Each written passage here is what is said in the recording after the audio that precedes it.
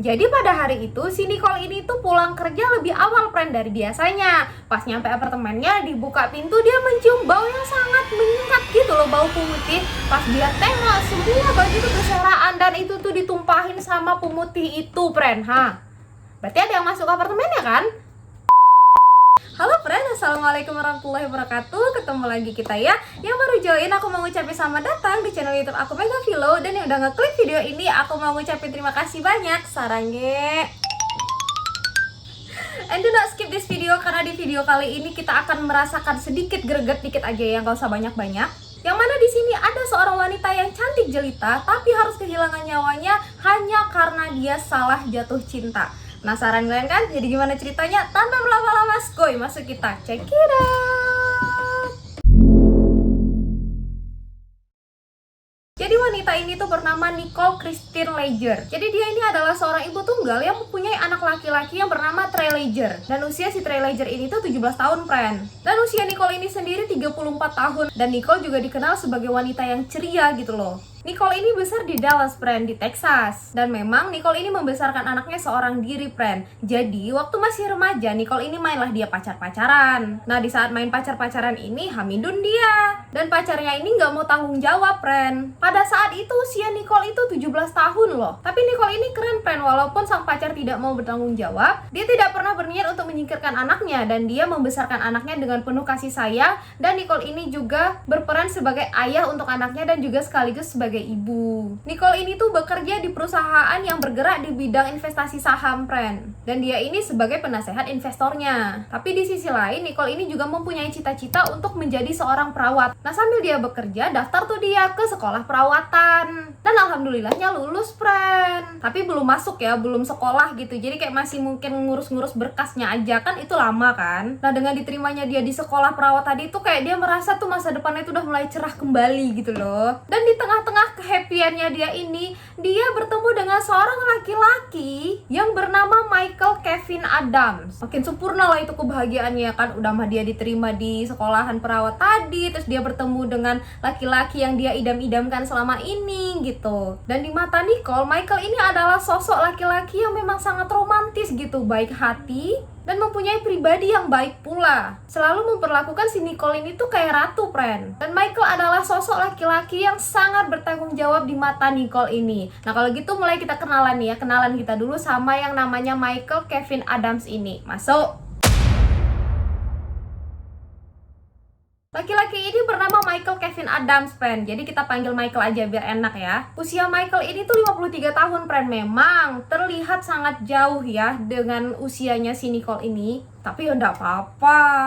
Usia tidak menghambat kisah percintaan mereka, friend. Dan juga pekerjaan Michael ini adalah seorang repossess. Jadi repossess itu yang narik-narik ini loh, mobil yang kena tunggakan lama. Nah, nanti si Adam tuh yang nyita mobilnya gitu. Dan Michael ini memang terkenal sebagai pria yang sukses, friend, dengan pekerjaannya itu, yang pastinya juga kaya raya. Dan selain sukses di pekerjaannya, ternyata Michael juga sukses menarik perhatian sepenuhnya dari si Nicole. Wuhui, masuk Pak Eko. Dan karena Nicole pun ngerasa kalau hubungan mereka ini kayak udah mulai serius gitu ya, mulailah si Nicole ini menceritakan hubungan mereka ini sama si Trey anaknya, friend. Ceritainlah semua sama si Nicole ini kan ke si Trey kan. Nak, sebenarnya mama ini lagi dekat loh sama om yang namanya Michael. Orangnya baik, sopan, dan memperlakukan mama tuh kayak ratu gitu loh, nak. Kayak tuan putri. Mama aja nggak pernah loh ngerasa kalau mama pernah diperlakukan kayak gitu. Tapi om Michael ini tuh gitu ke mama. Dan emang kelihatannya bertanggung jawab juga sih. Gitu. Nah, si Trey ini yang mendengar mamanya bercerita dengan penuh semangat dan sangat bahagia, ya si Trey juga ikut bahagia dong. Dan Trey pun ya sama sekali nggak keberatan kalau mamanya ini menjalin hubungan dengan si Michael ini. Yang penting emaknya bahagia dah gitulah. Dan memang, friend, si Michael ini adalah orang yang bener-bener romantis loh. Dia suka ngirimin bunga, suka ngasih surat-surat cinta. Kalian pernah nggak dapat surat cinta? Michael ngasih dia surat cinta. Padahal udah tua ya kan. Tapi ya memang gitu, si Michael ini tuh terkenal romantis gitu. Nah, ketika sudah beberapa bulan mereka pacaran, si Michael ini meminta si Nicole ini sama anaknya pindah ke rumah si Michael ini, friend. Nih ya, rumahnya si Michael, Masya Allah, gede coy, mewah kali. Ya iya kan, dia orang kaya ya. Dan lokasi rumah si Michael ini tuh di Frisco, friend, dan memang gak begitu jauh ya dari Dallas ini. Nah, tuh pindah lah nih kan si Nicole sama anaknya ke rumahnya si Michael. Tapi begitu mereka pindah, mulai nih kelihatan sisi-sisi lain yang ada di dirinya si Michael ini, yang mungkin selama ini mereka nggak pernah lihat gitu loh, friend. Mulai kelihatan nih satu-satu. Dan juga rupanya si Michael ini menderita penyakit mental OCD, friend. Dan gegara OCD-nya ini, Michael itu selalu melarang si Nicole dan Trey untuk memindahkan barang apa saja yang ada di rumah. Nggak boleh. Terus kalian tahu nggak isi kulkasnya itu? Kulkasnya kan ya mungkin yang besar kali itu kan. Itu banyak, friend, minuman kaleng. Itu tuh bener-bener tersusun rapi. Itu kayak satu-satu, jaraknya aja itu sama semua. Bener-bener rapi semuanya itu di rak-rak itu. Nggak ada yang bercecer kayak kita tinggal masuk aja ke kulkas. Enggak, bener-bener rapi, tertata. Dan yang lebih freaknya lagi nih, friend, si Nicole sama si Trey anaknya nggak boleh duduk di sofa rumah itu. Kalian tahu kenapa? Biar sofanya nggak kotor. Kalian tinggal di rumah itu, tapi kalian nggak boleh duduk di sofa. Menurut kalian lah, menurut nggak ada bawa di pojok-pojok. Kalau aku sih mending keluar. Makasih. Dan juga ya, rumah itu kan gede ya, otomatis perabotan banyak kan. Mau itu pernak-pernik atau apapun itu pasti banyak kan, friend. Dan satu barang pun gak boleh ada yang tergeser sedikit pun. Kalian kira, misal nih kayak nih botol, entah botol apa suka kalian ya, bayangin aja. Nih kan kayak gini nih kan, terus misalnya tuh si botolnya itu bergeser kayak ini, set. Gak boleh. Dan lemari bajunya si Michael nih ya, gak kalah rapi sama susunan perabotannya. Lemarinya si Michael ini bener-bener rapi, pol. Kalian yang merasa rapi? Kalian tandingin dulu si Michael, pasti kalian gak ada apa-apanya, friend. Michael menyusun baju-bajunya itu dengan sangat-sangat tertata. Kalian tahu, kayak misalnya nih kemeja, dia kan mungkin ngegantung kemeja-kemejanya gitu kan. Kemeja hitam, khusus hitam sederet, terus masuk misalnya pink ya, pink semua, terus misalnya nanti masuk biru semua, dada tuh kayak misalnya kita pink, merah, masuk kuning, masuk hitam, masuk putih, dada kayak gitu. Kalian udah merasa rapi? Lawan dulu si Michael ini, friend. Senggol dong, selebel. Jadi adalah nih ya kan, friend, di suatu pagi masaklah si Nicole ini masak spaghetti, niatnya untuk sarapan dia sama anaknya. BTW spaghetti ini adalah makanan favoritnya si Nicole ya, friend. Nah, masalah dia nih ya kan dengan semangatnya, tiba-tiba saus spaghetti tadi, friend, netes satu tetes ke meja makan, ping gitu. Satu, terus dimasukkannya ke microwave, ternyata netes lagi satu tetes saus lagi, keteng gitu kan ke microwave kan. Gegara 2 tetes ini, friend, ngamuk si Michael. Kalian tahu, mereka berantem sampai 2 minggu perkara tetesan saus. Menurut Ngana aja lah.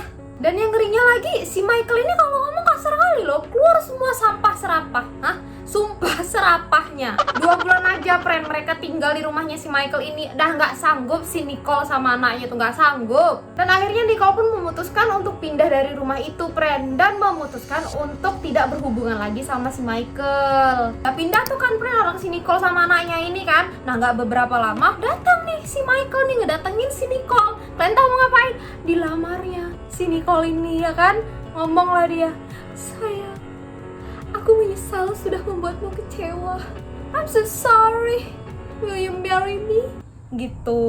Dan Nicole yang melihat keseriusan si Michael ini sampai dia dilamar pun kayak merasa terharu gitu loh, friend. Kayaknya dia memang sudah benar-benar menyesal deh.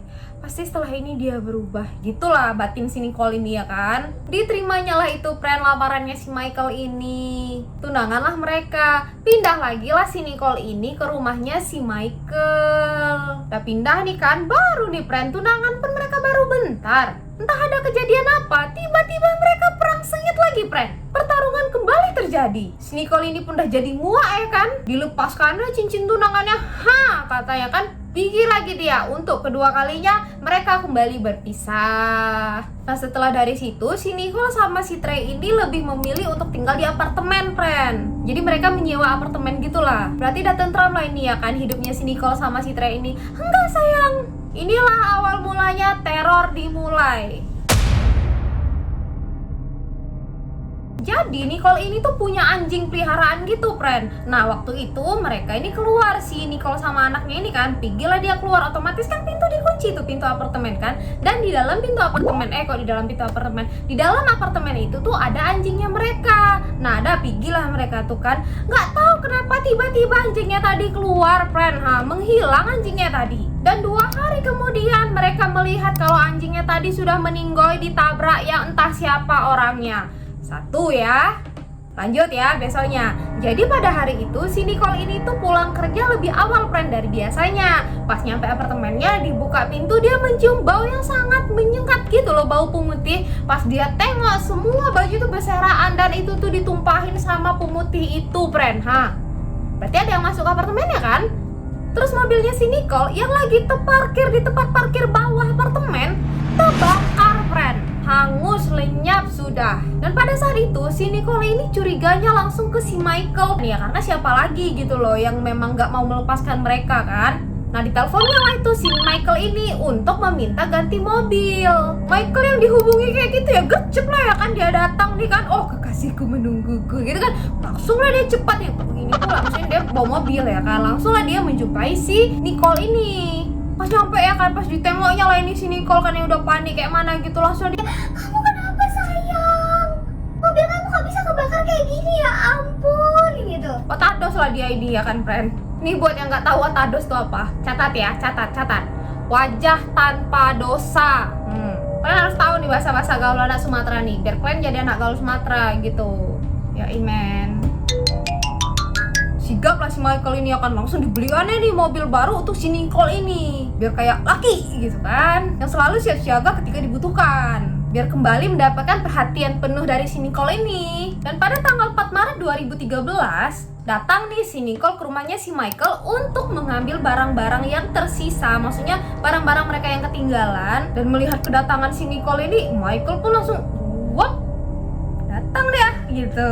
Pas si Nicole ini tuh siap-siap untuk ngambil barang-barang yang ketinggalan, si Michael ini lagi masak spaghetti, friend. Nah, kalian tahu kan spaghetti adalah makanan kesukaannya si Nicole kan. Nah, dimasak sama Michael, friend, untuk mendapatkan perhatian si Nicole inilah pastinya. Masak dengan penuh cinta kasih dan sayang. Nah, masa si Nicole pun udah mau pulang kan, terus si Michael bilang kayak gini, saya mau langsung pulang.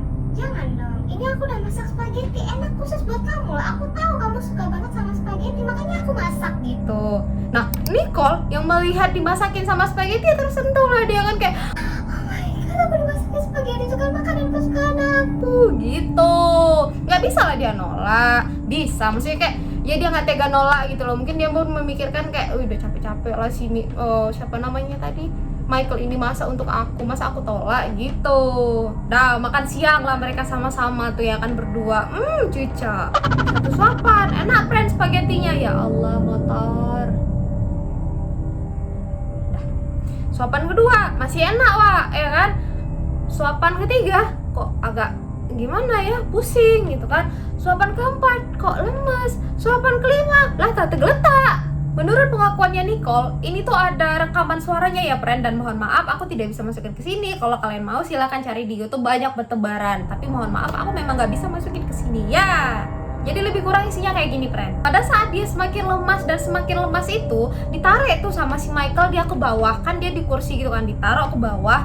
Nah, di situ si Michael ini tuh kayak ngelepasin bajunya satu-satu, celananya. Jadi kayak tanpa busana gitu. Dan setelah itu, si Michael tuh kayak beraksi kayak itu skidi papap lah dia tuh dengan kondisi si Nicole yang kayak gitu. Dan jelas di situ memang si Nicole tuh memberontak, friend, tapi ya kayak mana, dia memang udah keburu lemas sekali gitu loh. Dan dia juga memang bener-bener gak bisa apa-apa gitu. Intinya si Nicole ini tuh diserang secara seksual, friend. Dan Michael juga ngambil fotonya si Nicole itu yang kayak gitu tanpa busana itu loh. Kok si Nicole bisa tahu? Kok bisa si Nicole menjelaskan? Karena si Nicole itu bukannya pingsan, friend, tapi lemes aja. Efek dari obat yang dikasih sama si Nicole ini tuh lemes, bukan pingsan. Jadi dia masih sadar, friend. Dan si Nicole juga ingat katanya ketika waktu itu dia sempat melepaskan tali dari kakinya, tali ikatan tali, mungkin kakinya si Nicole ini tuh diikat tali dan itu dilepas. Dan Nicole ini sempat lari keluar dan mau ke rumah tetangganya untuk minta tolong. Tapi sayangnya dengan keadaan dia yang lemas, yang tergesok-gesok, terseok-seok itu,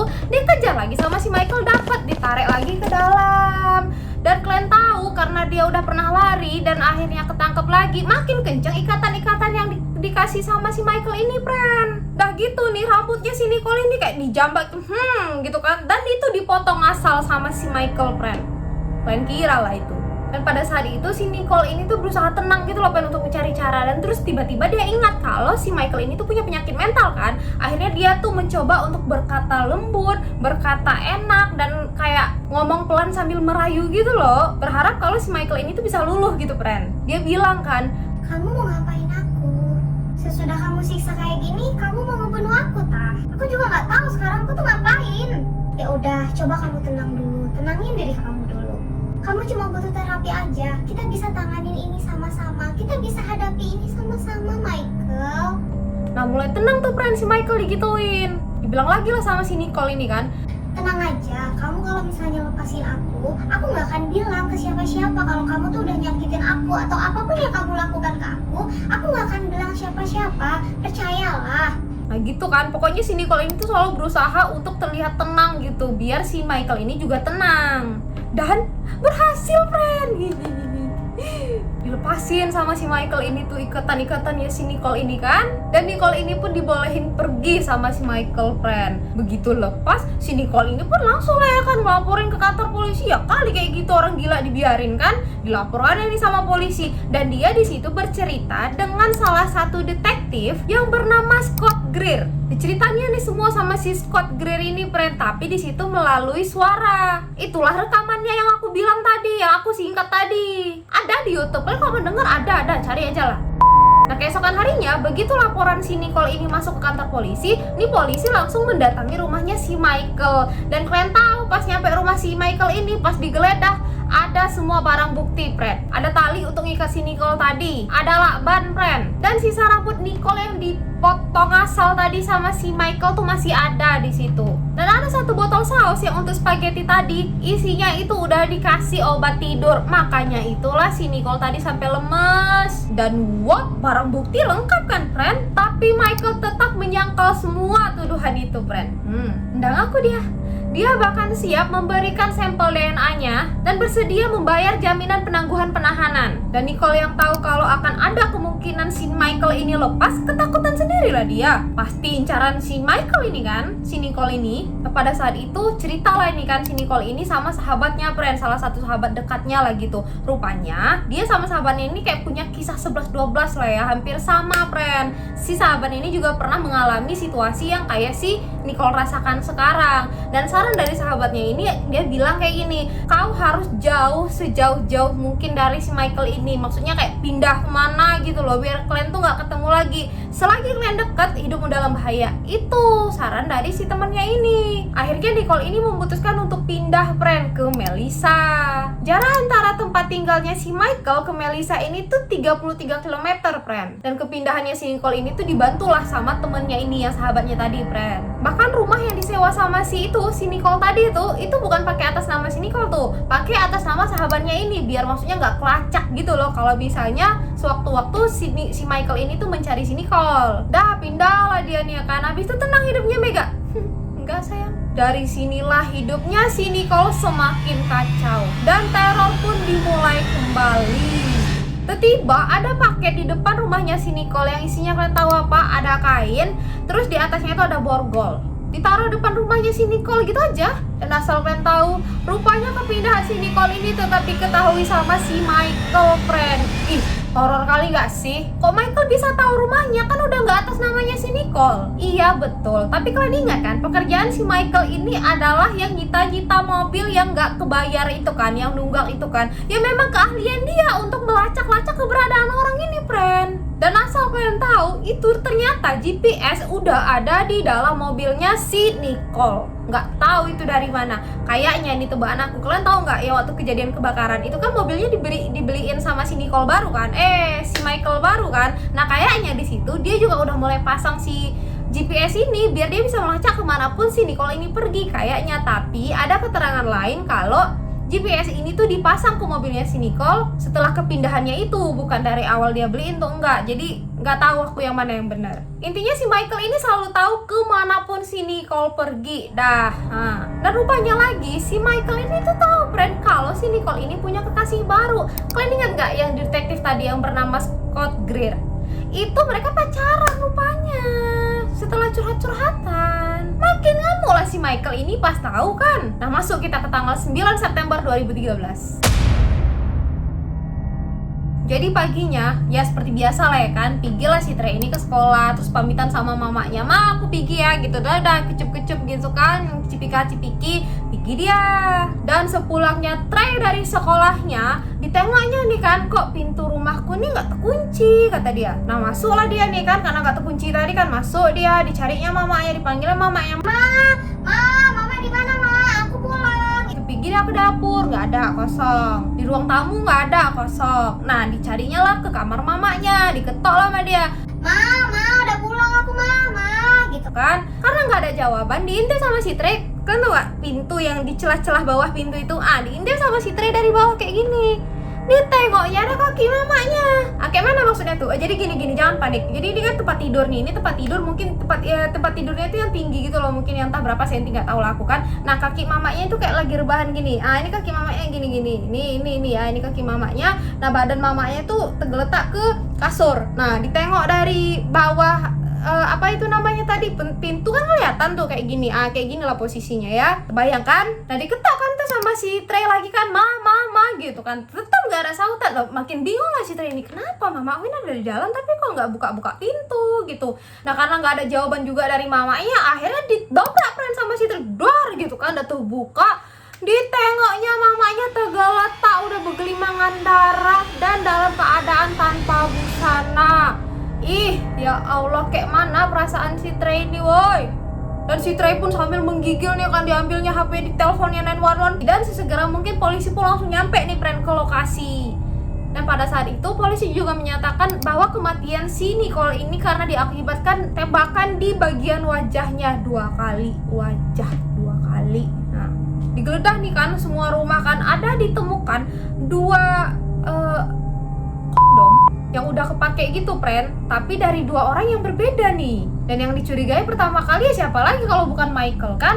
Tapi di saat diinterogasi, Michael ini tuh punya alibi yang kuat friend, karena pada saat kejadian Michael ini tuh lagi belanja di salah satu toko dan ada CCTV-nya. Dan 6 bulan sudah berlalu, polisi ini punya penemuan baru friend. Di alat pengaman tadi, yang 2 orang berbeda tadi, rupanya setelah diuji coba, di situ tuh terdapat ada DNA-nya si Michael. Jadi ternyata ceritanya tuh gini, yang memperkaos si Nicole ini tuh ada 3 orang dan salah satunya tuh ada si Michael. Tapi di situ alat pengamannya si Michael itu dia buang ke toilet. Nah, yang 2 tadi, yang punya temennya tadi, dia buang ke tong sampah dan dia sendiri yang buang pakai tangannya. Makanya itu ketinggalan ada DNA-nya tuh di itu tadi.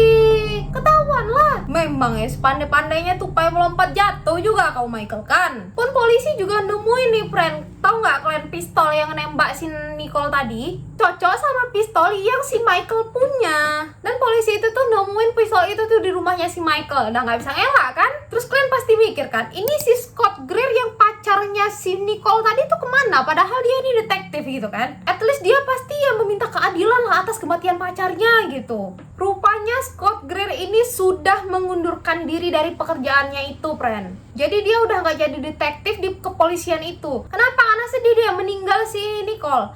Enggak, karena dia ternyata mengkoleksi foto-foto si Nicole ini yang tanpa busana. Dan dia kayak gini, nggak cuman sama si Nicole, masih ada 4 perempuan lainnya, friend. Ya intinya dia nggak sayang-sayang kali sama si Nicole, friend, karena ya cuman tambahan koleksinya aja gitu. Masih ada 4 cewek lain di belakang si Nicole. Rupanya biar dikira abang leboy aja si Scott Greer ini. Elah Scott macam ganteng kali kau. Berkaca kau di air keruh sana Gak suka bunda ya laki-laki bandit macam kau ini. Gak suka aku. Pergi kau sana pulang ke rawa-rawa. Pergi. Dan rekaman suara friend yang si Nicole sama si Scott Greer tadi yang menceritakan, si Nicole ini menceritakan tentang dia diculik sama si Scott Greer, itu tetap dijadikan menjadi saksi di pengadilan. Kok saksi sih? Bukti. Karena dianggap bisa memberatkan si Michael ini, friend. Dan putusan akhir menyatakan bahwa Michael Kevin Adams dinyatakan bersalah atas kematiannya Nicole. Dan juga beserta 2 temannya tadi ya, friend, yang ikut, mereka juga kena. Dan divonis hukuman penjara seumur hidup tanpa pembebasan bersyarat. Dah, gitu aja cerita kita, friend. Jadi gimana menurut kalian kasus ini, friend? Agak greget apa gimana? Sharing kita ya di kolom komentar ya. Nah gitu, friend, cerita kita kali ini. Sebenarnya aku tuh agak greget gitu loh sama hukum yang ada di luar ini. Yang ada uang jaminan-jaminan itu loh. Enak kali lah ya kan untuk orang-orang yang berduit itu. Misal dia tuh lagi pengen kayak kesel kali sama orang gitu, terus pengen nyakitin orang itu, ya udah sakitin aja. Nanti kalau di penjara tinggal bayar gitu. Jadinya enak. Ya meskipun statusnya bebas bersyarat ya, tapi kan ya tetep aja bebas. Ya gitulah, friend. Tapi kita bisa apa ya kan? Itu kan udah jadi peraturan di negara sana ya. Aku kasihan kali loh tapi sama si Trey, anaknya si Nicole ini. Udahlah, dia nggak punya bapak, dia cuma punya ibu satu-satunya. Itu pun harus meninggoy di tangan orang gila kayak si Michael itu. Akhirnya dia sekarang sebatang kara gitu. Siapa lah yang ngurus dia tuh kan? Mau dia tuh dia ke rumahku biar kurus di sini. Kasihan loh. Duh, entahlah. Kita doain aja ya, friends, semoga Nicole tenang di alam sana. Dan lagi-lagi aku juga selalu doain semoga kita selalu didekatkan dengan orang-orang yang baik. Dan tentunya kita harus jadi baik dulu, friend. Oke lah, friends, segitu aja video kita kali ini. Hope you enjoy it and see you on my next video.